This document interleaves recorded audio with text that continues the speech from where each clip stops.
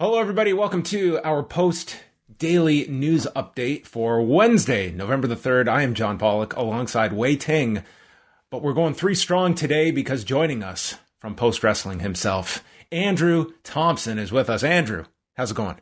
My guys, man, my two Canadian colleagues. So always a pleasure to be on the podcast with y'all, man. How y'all feeling today? We were just reminiscing, this being 26 years since the Atlanta Braves last won their World Series, prevailing on Tuesday night, chatting about the year that they lost to the Toronto Blue Jays in 92. Andrew was at the edge of his seat in 92, and then the repeat in 93. Bringing back fond memories, Andrew, when you were -4 and 3, respectively. Very fond memories. But I saw the Atlanta Braves got the big W over the Astros last night.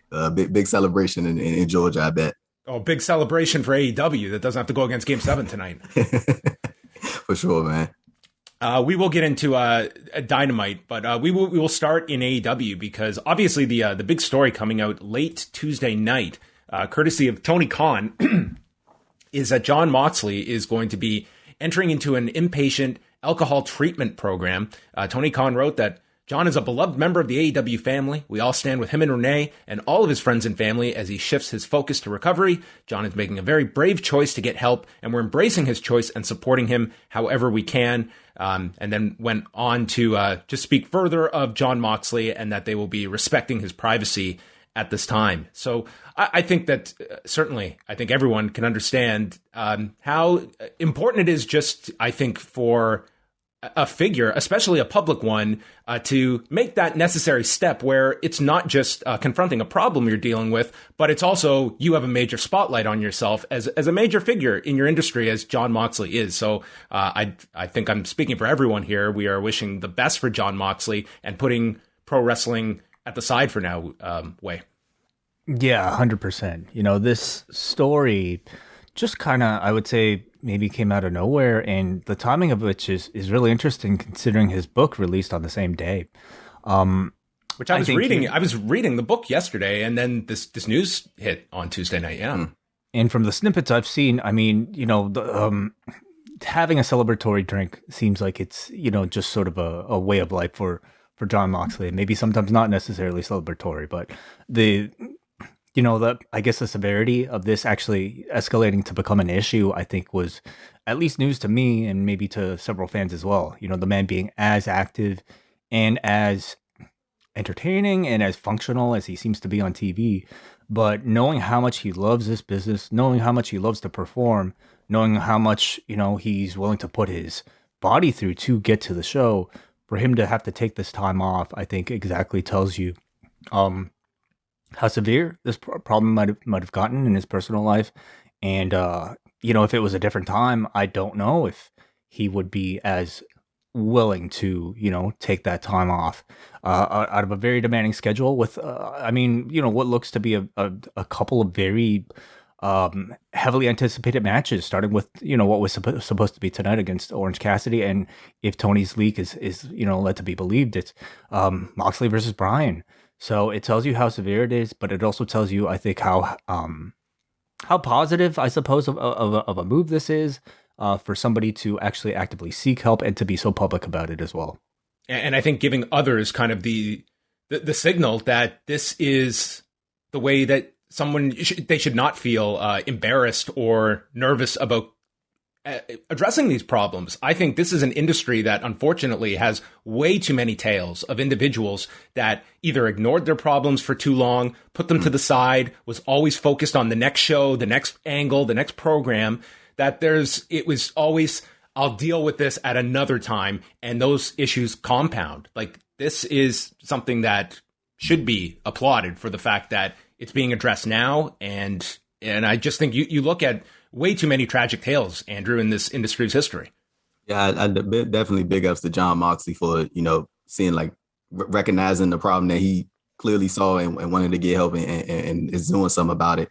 Like, I think it also says a lot about him as an individual to be in the spot that he is right now, because he is in a marquee spot, and he really hasn't been outside of a marquee spot since he joined AEW, but it seemed like he was really about to dip right back into the spotlight again. And, everybody was sort of looking forward to the what we assumed was going to be the eventual world title eliminator final against him and Danielson. And then on the other side of that, you kind of got Kingston and CM Punk. And, a lot of people can kind of cross wires and think about that however you may. Maybe we'd have probably gotten the Mox and Eddie Kingston versus Punk and Danielson match later down the line for some big special. But like for Mox to walk away from all that and walk away from a potential world title opportunity and, continue to stay in the spotlight to fix what he views as a problem, and so sort of like a not a problem. I don't want to use that word, so I say a better term is vice. And he sort of he took the initiative and he went out there, and just to see the amount of support that he got from his colleagues, from people from all over the wrestling business,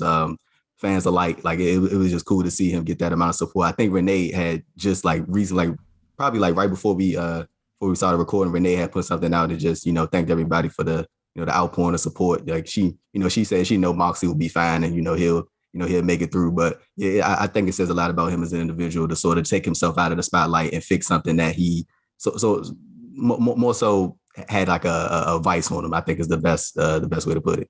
Mm-hmm. So we're obviously sending our best to Jon Moxley as he goes through with this for whatever period of time that takes. There should be no focus really on the wrestling side, in my opinion.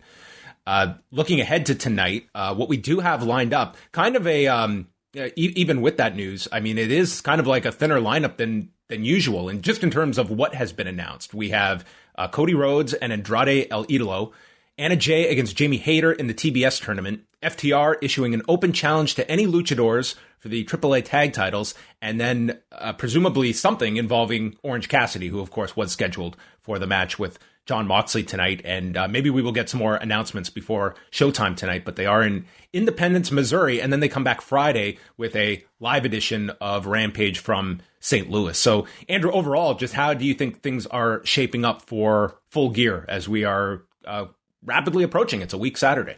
Yeah, like I'm pretty sure you guys saw that picture that was floating around with Tony Khan at the Jaguars game with what we presume to be the Full Gear match card, and it sort of seems like some of the stuff that was on that sheet is like sort of coming to fruition. We can sort of could have been the event poster. They should have just used that AP photo as the poster.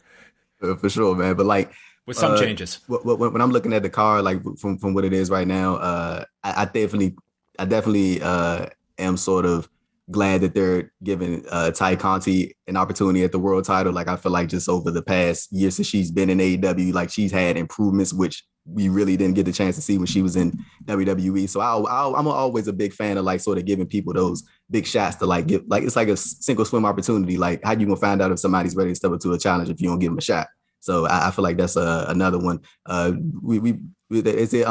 gonna be the American Top Team versus Inner Circle. And they're going to pick, I think Inner Circle is going to pick 3 people from the American Top Team. Do you guys have like any idea of like who or any guesses of who you think is going to be a part of the American Top Team for the selection group? Are we getting the pro debut of Dan Lambert at the pay-per-view? I mean, from a pro wrestling sense, from a storyline sense, he's the guy with the most heat attached to him throughout this entire gimmick, and the stipulation is any member of American Top Team. So I think in the pro wrestling sense, it would make the most sense to have Dan Lambert a part of the team. So hopefully that's it. I think it's Dan Lambert eating a Judas effect at the pay-per-view. Yeah. I think that's the spot. Whether he's in the match or not, I think that's kind of the climax of this whole program to wrap it up. What do you guys think? Sorry, go ahead, Andrew. Oh no, I was going to say Junior Dos Santos probably is going to be in that again, right?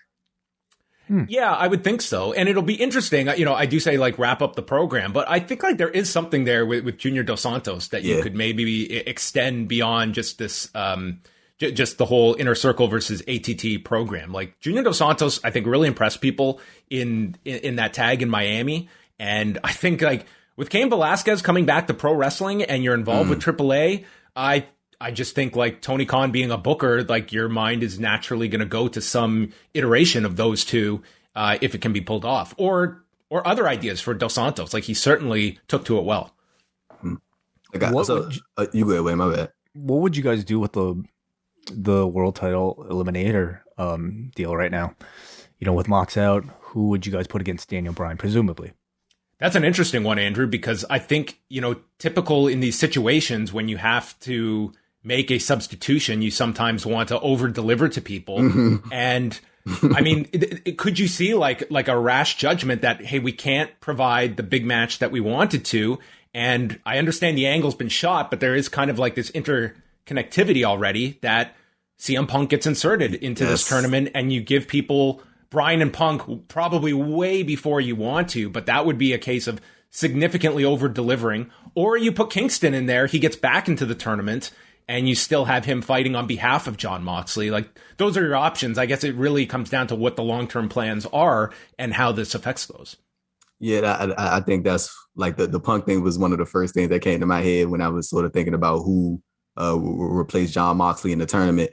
Like, I could definitely see Tony Khan making a move like that because, like you said, he just seems like a type of person that's like, okay, if we can't deliver this, then we got to go a step above and give people, you know, the eventual Punk and Danielson match. And I mean, if it's happening at Full Gear, then I mean, it is like kind of way too close for that to happen for me. But I don't think anybody's gonna complain about seeing it. If it's happening, I don't think anybody's gonna be like, oh no, like when it happens, I don't think anybody's gonna be like complaining about it. But I mean, if I was Tony Khan, I would probably slide in to just stay away from the Punk and Danielson match. Maybe I'd slap Powerhouse Hobbs back and have him get his win back over Orange Cassidy or something like that. And like it's something simple, and then, you know, he go face Danielson in the finals, and then they could probably have a really good match. And then, you know, assuming that Danielson will probably take it, because I'm sort of curious as to how the finals are going to play out pre this news, Jon Moxley, because I thought that Moxley was going to win. I think he was going to beat Danielson and then end up being that sort of heel champion or heel challenger to sort of go up against Hangman Page, even though Moxley isn't positioned as a heel. He kind of comes off. He was going that way. I think we can certainly see him like trending in that direction for sure. Yeah, but more so like just from the crowd reactions, like people don't want to boo Moxley, but you could like you said, you could kind of get the feel that he was sort of leaning towards that with just running through everybody and just immediately leaving the building. Like, I thought that was cool. But yeah, it would have been interesting to see how things would have played out had Moxley, you know, if this situation didn't come about. But like, I'm thinking maybe a Powerhouse Hobbs. I think it's probably the safe option. But with Tony Khan, you probably might give us Punk and Danielson. You never know. Miro's a name that's out there as well. Ooh, that's a good one. Miro versus Bryan would be fantastic. Hey, wait. So if Miro was to be sliding into the tournament and he's gonna beat Orange Cassidy, right? But do you have Miro lose to? I mean, you gotta have Miro lose to Danielson, right? Because like the thing is about Miro, like I feel like he's been booked so I think he's. I know it's the whole thing with respect to Brody Lee, but like I feel like Miro has been like the best like TNT champion that they've had. Like I feel like he has been like booked to the T like perfectly, even with the stuff he's doing now post title run, like the promo segments. He's doing a great job. So like how would you sort of navigate that? Because of course you would want to keep Miro strong. Absolutely, yeah. It's a bit of a trickier circumstance, you know, but and because of, you know, the having to change this match last minute, I think they could have, if their plan was to have Bryan win and ultimately have Bryan face Page, for instance, you could book your way out to still protect Miro in a loss. You know, the man cuts a promo the next night, and I think he still feels hot again. So I don't really worry so much like about who wins that program. You know, it's just more so like, oh, who do you want to face the champion next?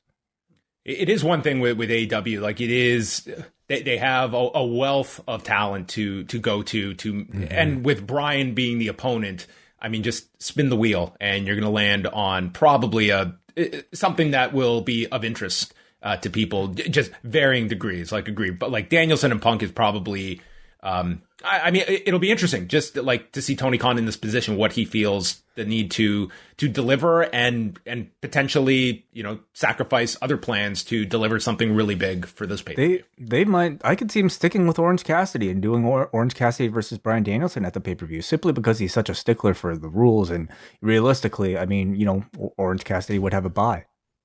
Yeah. Possible.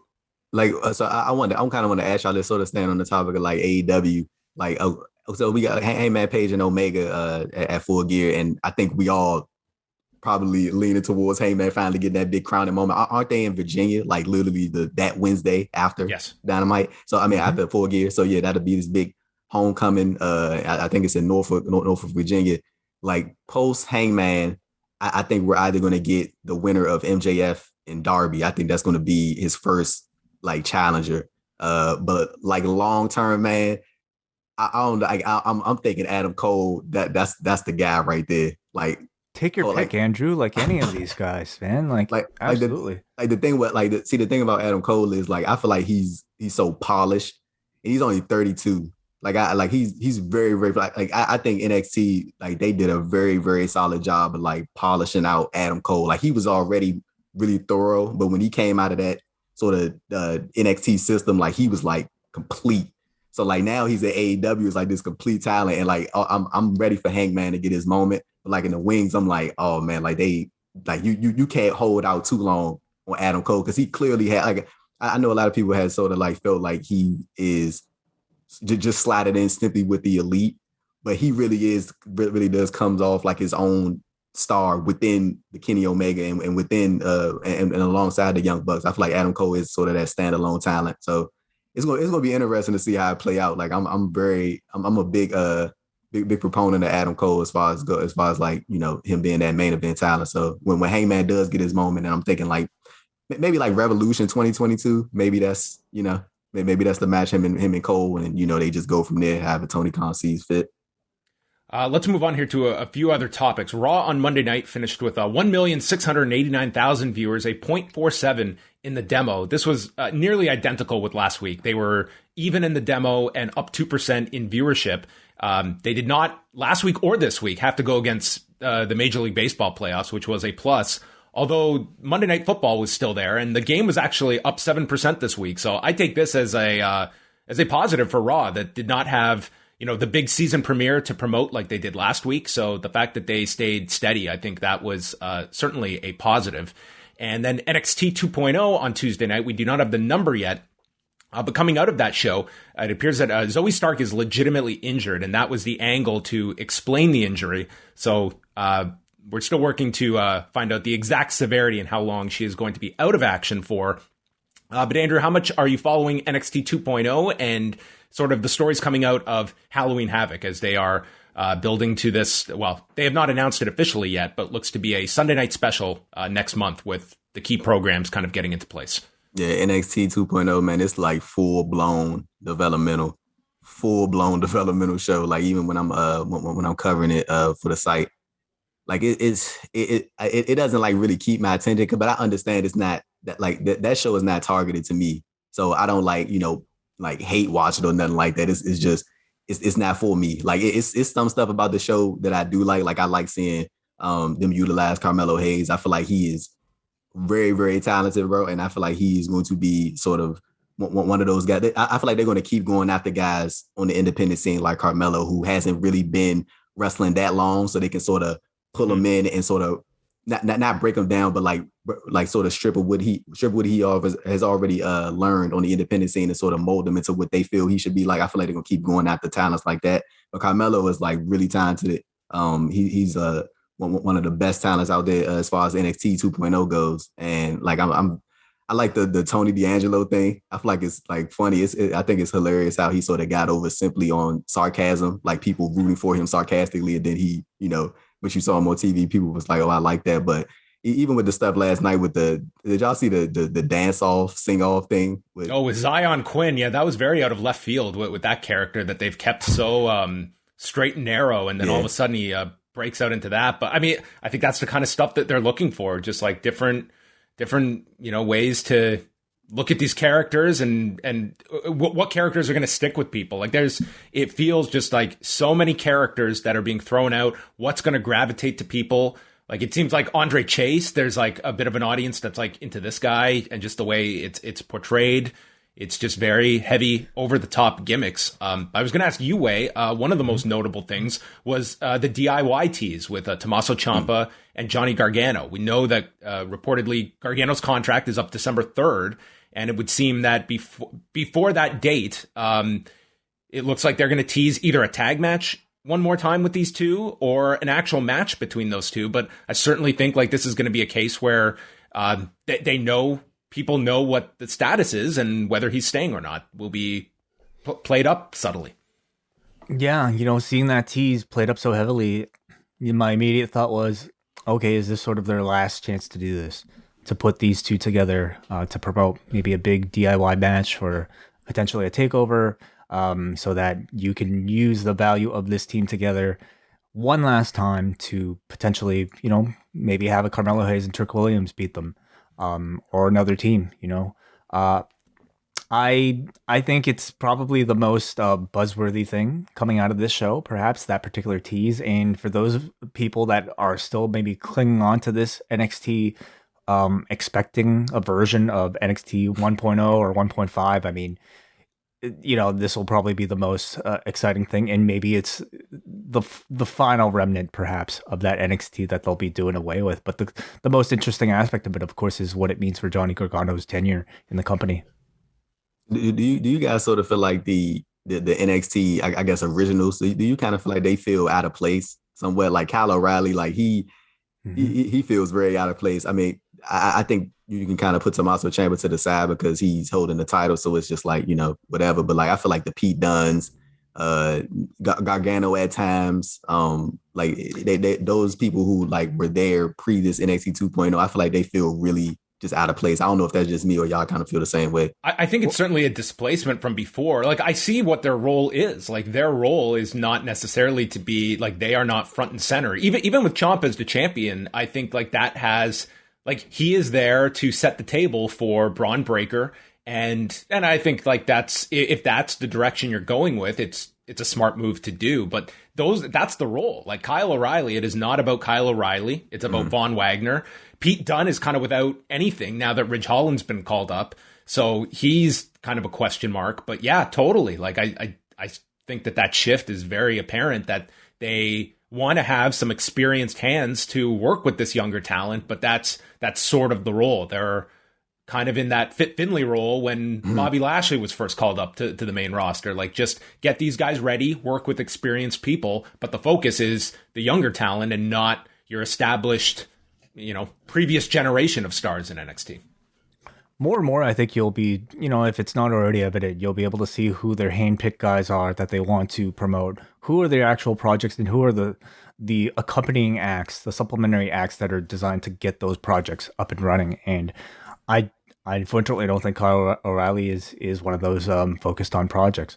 Somebody who obviously is Mandy Rose, and this was her first big kind of coming out big speech as the champion. Andrew, what do you think of her? It seems like they have plans for Mandy Rose, and I mean, like, far beyond NXT. I feel like she was sent to NXT because they do believe that she can be sort of one of their key pieces in the women's division going forward on the main roster. So they sort of sent her down to NXT as like a more of a touch up. And I feel like this is like the beginning of that. Like, I feel like when they bring her up, she'll be more slotted in a more serious role previously to what she was doing. But I mean, you got, like, when people sort of step up their game, and sort of in ring wise, you got to sort of give them their props. You can't take away props for them. I think she has stepped up, like, in the ring. It's going to be interesting to see how how she's portrayed when she eventually goes back to the main roster, because that sort of NXT to Raw SmackDown transition has not been not been the greatest percentage wise, but you do have your few success stories here and there. Yeah, I agree. I thought she sounded very comfortable. Obviously, like, feels like a star, has the aura of a star. And to me, it's seeming like they're teasing up this perhaps 6-man or 6-woman tag, but then eventually I have to think maybe Io Shirai in that spot against Mandy Rose. Mm-hmm. Like what Pete done too. Like the interesting thing, because I know he just signed, or he not just signed, but like not too long ago he signed an extension with WWE, so he's gonna be locked in for a minute. And I mean, like, that's probably, I'm not gonna say that it was a bad decision or a good decision. I think, he did what was right for him. But like, I think it would have been best if he would have been moved up with Ridge Holland, because I don't feel like there's a place for Pete Dunne outside of, like, if you're like John said, I think they're going to go with Braun Breaker. I think that's their guy going forward. Like, Tommaso was holding the title, but Braun's the guy that they're going to be rolling with. And I feel like Pete Dunne doesn't really fall anywhere in that unless he's going to be, challenging for the title and eventually losing to Braun Breaker. But like, I feel like Pete Dunne should have just been moved up. I don't really see a spot for him in NXT 2.0. Like, I don't really see a spot for any, like, I think Io Shirai fits.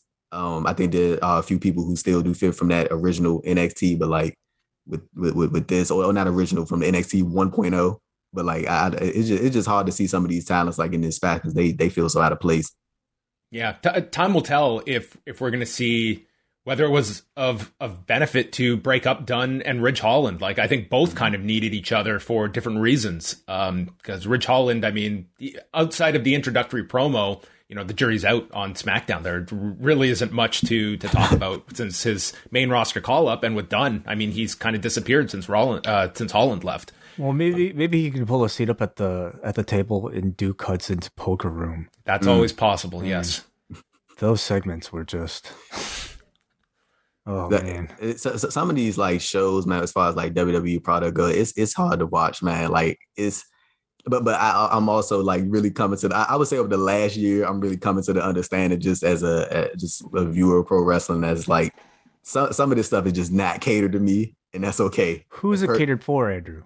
I don't know who these people are, but I hope they enjoying the show. But it's like true. There are a bunch of people watching. Yeah, absolutely. But like even with Raw, man, like I got like the highest of respects for both of y'all some of these weeks, because like so legitimately sometimes like even when I'm like covering the show and I'm like taking notes and stuff, I'll like pass out falling asleep like doing Raw, and I'll wake up like in the third hour, and then like I just scroll through Twitter to catch up. Like it's not engaging, it's not interesting, and it's just like, oh, you know, it's just another show on Monday night. Or I mean, so sometimes NXT 2.0 they had those moments, you know, where it's like, well, that was cool, you know, that was a cool moment. But Raw, it's just like, I don't know what they can do to spice up that show. Do we know how to pick them though, Andrew? Like when Wai takes a night off and Big E wins the WWE Championship, when you have to fill in and watch Raw, like we do have mental telepathy when we know when a big Raw is coming. That was a good call. I appreciate you, Wai. I don't know if that was planned,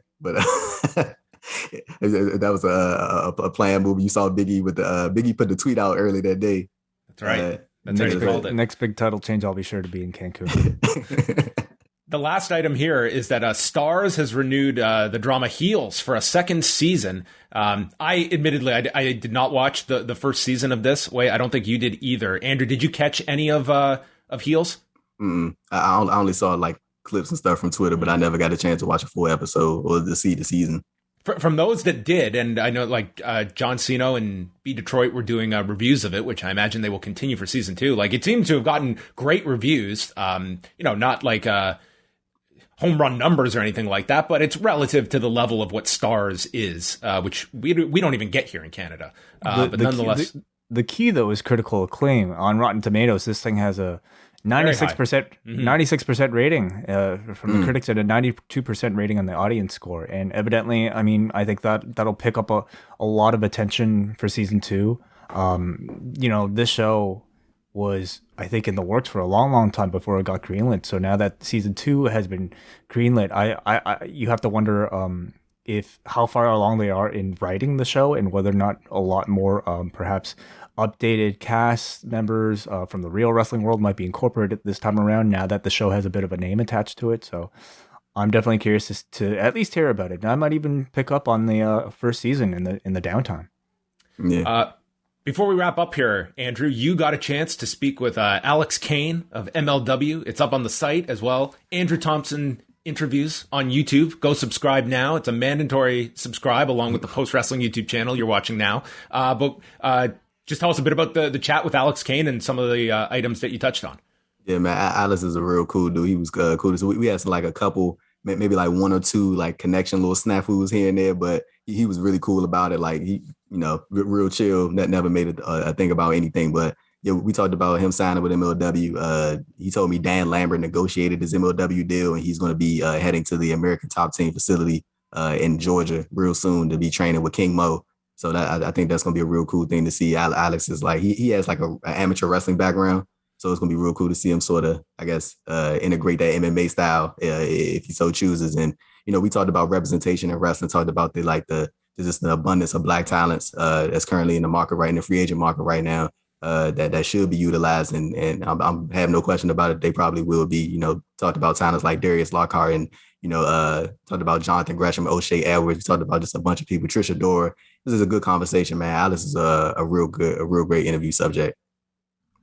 Fantastic stuff. I definitely encourage people to check out the interview. Andrew, you have a great skill of with your interview subjects where they really just seem to put their guard down in front of you. They feel very relaxed. It's the baby face. That's what it is. It's the baby face, man. And then you get these lengthy tweet threads from people like Chris Hero that just rave about the skills of Andrew Thompson. The world knows. The world is onto you, Andrew. I appreciate that. Appreciate the support from both of y'all good brothers too, man. So it's always appreciated. Well, you can follow Andrew Thompson, AD Thompson __, the most unique handle in all of pro wrestling media, repping the double _. You, I don't want you to ever get rid of it. If Andrew Thompson becomes available, then you say no, I ride or die with the double _. I actually tried to get just the AD Thompson from the dude who has like the name. And he didn't respond to me. I don't think he was appreciative of my email trying to weasel my way into his into his handle. I don't think he was a big fan of that. It's better than at John Pollock, who is like a professor of some note who every so often gets asked like wrestling questions and he just refers them to me. So anyway, that's he could give up his handle if he wants. But on the other hand, Way0937, that one distinctly Way as well. We have very distinct Twitter handles here between Andrew and Way. But the two of us will be back later tonight, 10:15 p.m. Eastern Time with Rewinded Dynamite. We're live for our double Ice Cap and Espresso members of the Post Wrestling Cafe. And also, Way, an interview dropping tonight courtesy of Martin Bushby. Thursday night, actually.